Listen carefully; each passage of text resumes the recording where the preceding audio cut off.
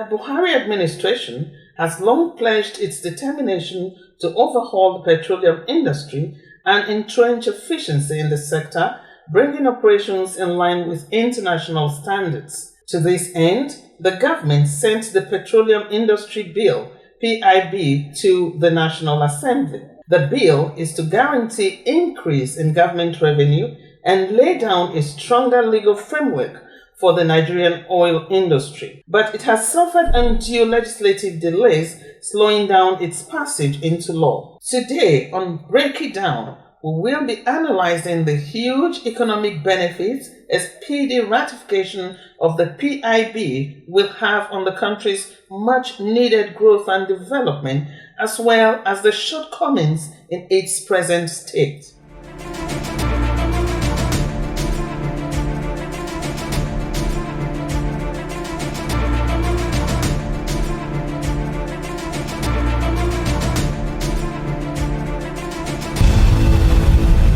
Welcome to Break It Down, where we make matters of policy, societal issues, governance, and development easily understood by all. With me is Professor Uche Uwaleke.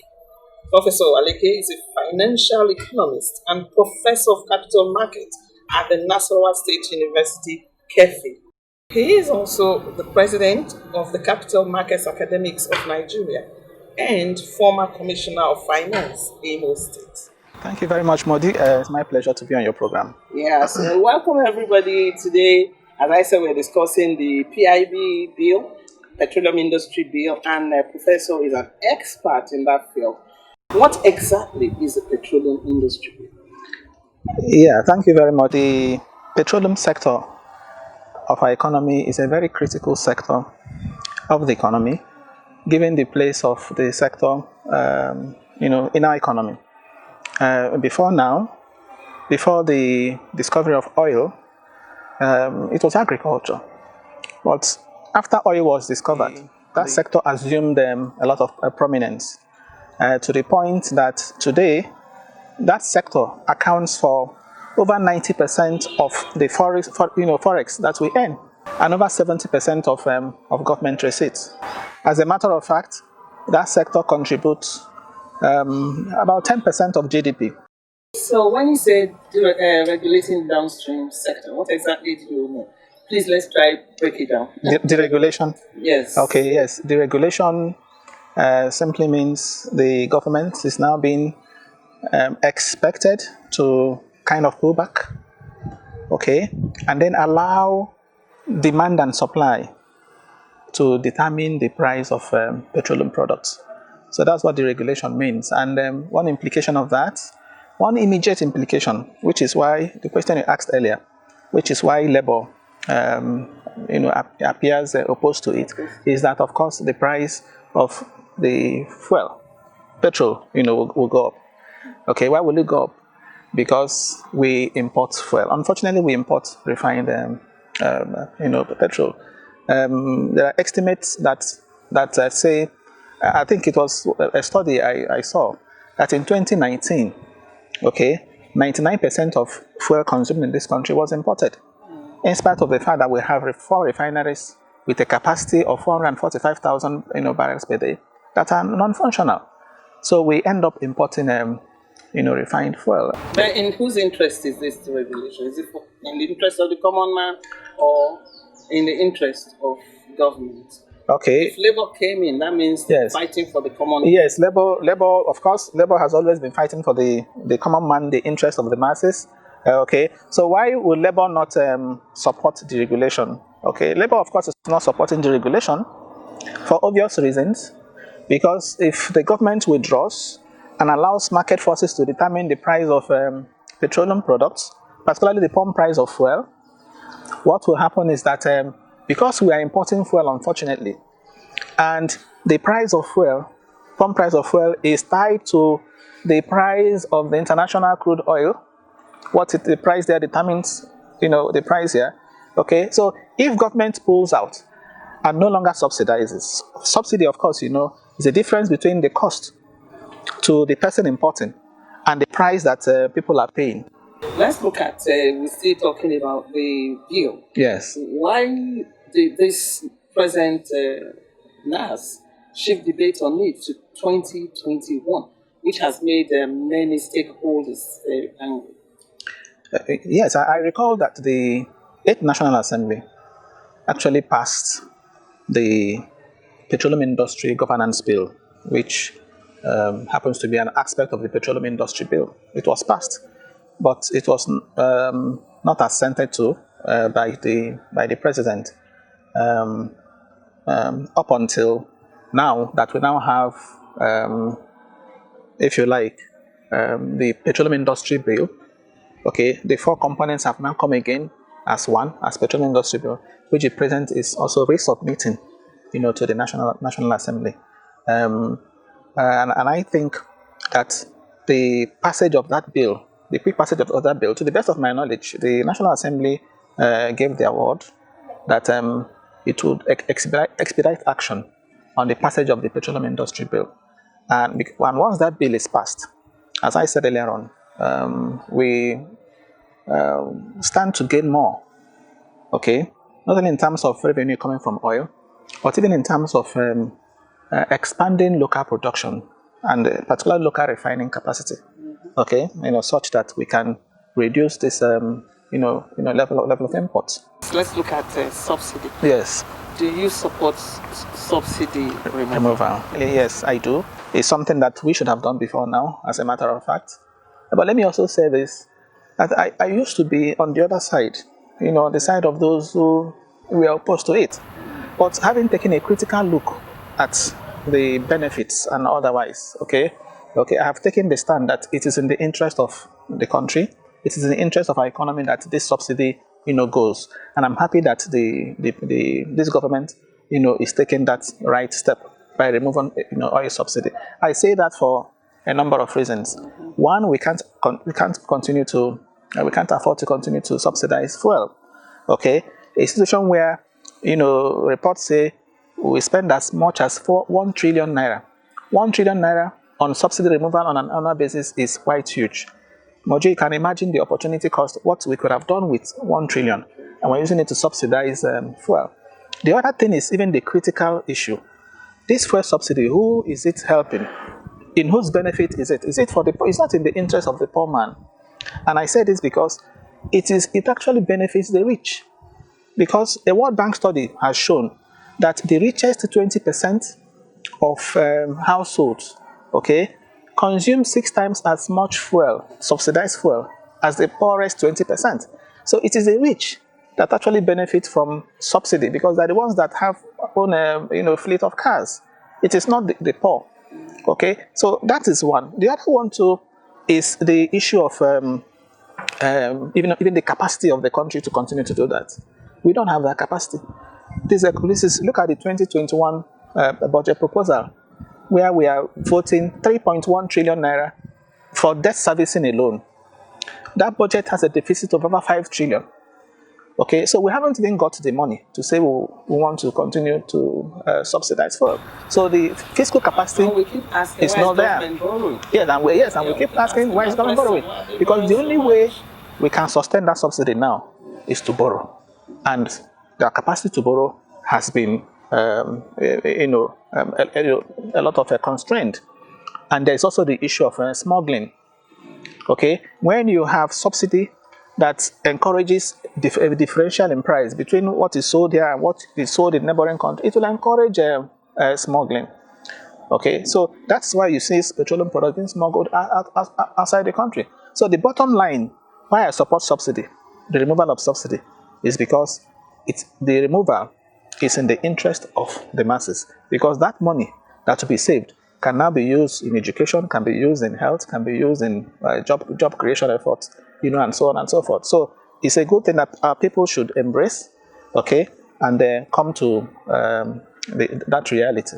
Okay, we'll take a break now. When we come back, I think we'll still talk a little about subsidy. Beautiful. Because that is what the common man really wants to understand. Beautiful. You talked about refineries, modular refineries. Beautiful. I'd like you to explain a little bit more to us on that. Thank you very much. We'll be back.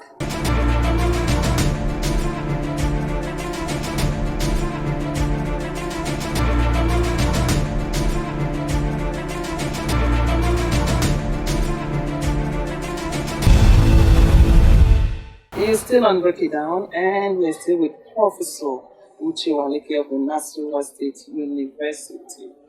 You talked about subsidy removal, which you support. I do support which it. You are educating us on the benefits right now. Yes. So you also spoke about refineries and modular refineries. Yes. How exactly is this going to happen? Yes, that's the future. For me, that's the future of the petroleum industry, especially with the passage of the Petroleum Industry Bill. And I told you earlier that bill will help to open up the sector, will help to usher in transparency, will help to even bring clarity, such that you can now have a lot more private sector people coming into that space, to improve supply. So when you have a couple of refineries, if you look at, for example, our consumption in this country, put at roughly 17 billion liters of fuel. So if you look at that consumption, the present refineries that we have today, because they are not functional, and as I said, their capacity is even 450,000 barrels per day, may not be able to meet that demand. So we need private sector players coming in. So when you have modular refineries, that will complement supply, that will improve supply. And it will even get to a point where it even becomes competitive, to the point where prices, it actually starts coming down, like we saw in the telecom sector. Nigeria has a lot of potentials to... Will this in any way affect the illegal refineries we have? Or will it legitimize them in any way? Yes, one thing we can also do is to see how we can organize, the artisanal refineries we have, particularly in Niger Delta. Is there a way we can organize them to a point where you bring them into the formal sector, to a point where they even begin to pay taxes, to the government? So I'm pretty sure, as I said, with the implementation of that provisions of that bill, the restiveness, the vandalism, and so on we have in the Niger Delta, will reduce.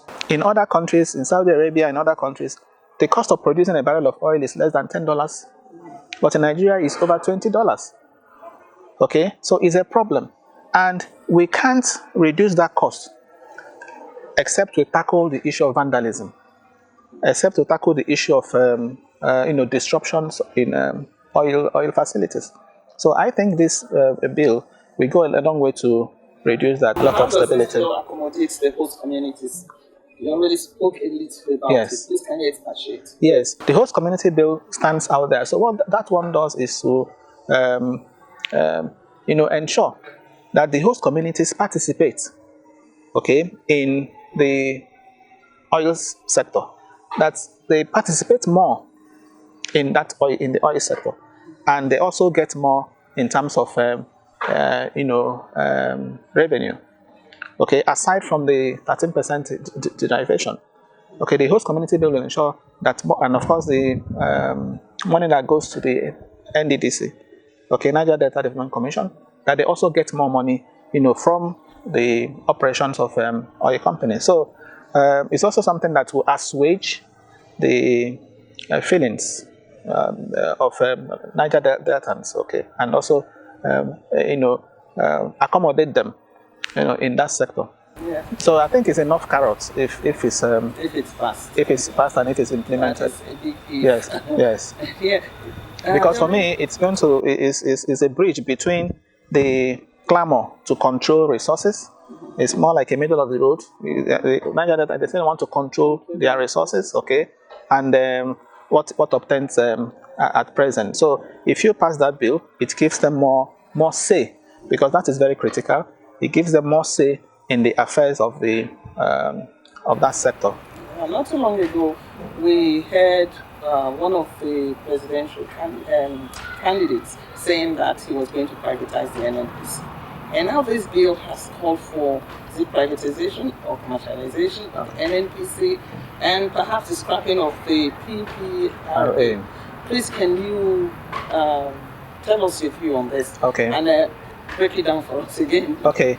Okay. Now to break it down to easy about the initial one, the initial bill talked about privatization of NNPC, the country's national oil company. The initial bill. As a matter of fact, the Petroleum Industry Governance Bill, Section 66, okay, said that within that one was providing for a Ministry of Petroleum Incorporated, okay, that will own shares in the National Petroleum Company. And the National Petroleum Company should, within the first 5 years of incorporation, be listed on the stock exchange. Okay, 10% of that company should be sold to the public. So that one talked about privatization, which I support, which I think is really the right way to go, because we need to privatize NNPC. You have very good oil companies globally. If you check, the national oil companies are doing well. They are partially privatized. In Norway, Equinor is privatized. Equinor used to be Statoil, privatized, and that's one of the best national oil companies in the world. In Italy, Eni is privatized. In Russia, Rosneft, okay. In Saudi Arabia, recently, last December, Saudi Aramco also partially privatized its national oil company. So that is what we should be doing here. We should, I'm not saying we should sell everything, but we should partially privatize. Because of the importance of the petroleum sector in the economy, the government still needs to have majority interest, control of that sector. So what I'm advocating is what we have in that original bill that says partly privatize it, okay? And when you privatize it through the Nigerian Stock Exchange, it will enhance feasibility, it will enhance governance of NNPC. But what you have in the new one that the president submitted is commercialization. Commercialization is not the same as privatization. Commercialization is simply saying that yes, NNPC has been a loss-making company over years. Since 1977, it was only recently that they started publishing their financial accounts. And I must give credit to the current MD of NNPC, Mele Kerry. I must give credit to him for keeping to his promise of publishing audited financial reports of NNPC. Okay, right now we even have that of 2019 ready, which was published the other day. So the point I'm making is commercialization is simply saying now transform it from a loss-making to a profit-making, company. Okay, but still in the hands of the government. Yes, on the issue of PPRA, it's important to understand that even when you have deregulation, we've said government should, to a large extent, stay away. There's also the need to put an eye on what happens in that sector so that consumers don't get exploited. I think that is very important because when you have a number of private sector people playing in a sector, there is every likelihood, especially if they are few and are large, there is every likelihood that they can come together as a cartel. And when you have a cartel like that, they can begin to exploit consumers, through prices. So there is need for regulation, and that's why the Petroleum Industry Bill has provided for the setting up of the upstream, regulatory agency. There is going to be an upstream regulatory agency. There's also going to be a midstream and downstream regulatory authority. So these regulators, will still be there, as I said, to put an eye on what happens in the sector to ensure that consumers don't get exploited, at the end of the day. Just as you have in the telecom sector, for example, the NCC, National Communications Commission, is also there to protect, those who use their mobile phones. So no wonder the PIB is being seen as the most important bill of the moment. It's a very critical bill. It's really going to help the economy of this country by the time it is passed, and we begin to see implementation because of the role of the oil sector, in the economy. Some estimates even say that this country loses billions of dollars. I think NATI, a report by NATI talked about $15 billion on an annual basis, okay, because of the non-passage, partly due to the non-passage of the petroleum industry bill. Investors are not coming. But when it is passed now, okay, these investments, will begin to come. If you look at the figure by the National Bureau of Statistics on foreign investments into this country, okay, the figure is very, very low. And it's partly tied to the fact that this sector is seen as OPEC, okay? Any investor who is coming into an industry would want to be sure that the rules are clear, okay? That the rules are clear. And part of also why this bill has to be passed is also because of its effect on our exchange rate, its effect on our external reserves. Because we import a lot of petroleum products, okay, it burrows into our external reserves, and it also affects our exchange rate. Also saying that it's going to fast track technological advancements and also boost growth in other economic sectors, as you have said. Yes, I told you the linkage is once you open up the petroleum sector and you see investments, high capital intensive, high is also a sector that is high tech. It has a high tech, demanding. Okay, so that will open up that sector, and there's no doubt that the multiplier effect of that on the economy, is quite huge. Absolutely. Thank you very much. Thank you very much for being on the show. I wish we had more time. Yeah, thanks for staying with us. And I had with me Professor Uche Uwaleke of the Nassau State University. We were discussing, we have been discussing, we will still be discussing the petroleum industry bill and the challenges and why it hasn't been passed into after so many years. Thank you for staying with us. This is Break It Down. We'll see you next week.